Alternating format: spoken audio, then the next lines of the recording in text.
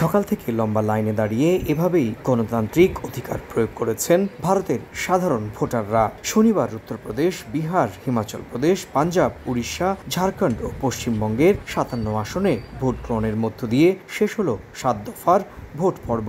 এর মধ্য দিয়ে ভারতের ১৮তম লোকসভা নির্বাচনের ৫৪৩ সংসদীয় আসনের সবগুলোতেই ভোট সম্পূর্ণ হলো। দিনের শুরুতে ভোট দেন উত্তরপ্রদেশের মুখ্যমন্ত্রী যোগী আদিত্যনাথ। এছাড়া ভোট দিয়েছেন পশ্চিমবঙ্গের মুখ্যমন্ত্রী মমতা বন্দ্যোপাধ্যায়, অভিষেক বন্দ্যোপাধ্যায়, পাঞ্জাবের মুখ্যমন্ত্রী ভগবন্ত মান, লালু প্রসাদ যাদব সহ দেশটির প্রবীণ রাজনীতিবিদরা। বলিউড ও টলিপাড়ার একঝাঁক তারকারাও এদিন ভোটাধিকার প্রয়োগ করেছেন। যেই জিতুক সে যেন দেশের একটু কিছু কাজ করে। ২-৪টে জায়গায় মেশিন খারাপের সংবাদ পেয়েছি, মেজর কোনো সমস্যার কোনো আমি পাইনি।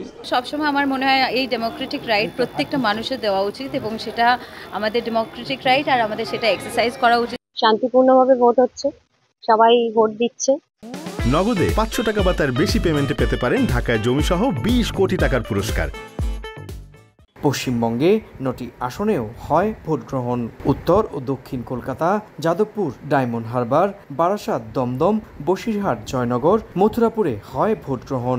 তবে বেশ কিছু জায়গায় বেলা বাড়ার সঙ্গে সঙ্গে বেড়ে যায় অভিযোগের পাল্লাও। এই যে মূল্যবৃদ্ধি আকাশ ছোঁয়া, দৈনন্দিন জীবনের নিত্য প্রয়োজনীয় জিনিসের যে ধারাবাহিক ক্রমবর্ধমান মূল্যবৃদ্ধি, এর বিরুদ্ধে মানুষ হয়ে গেছে।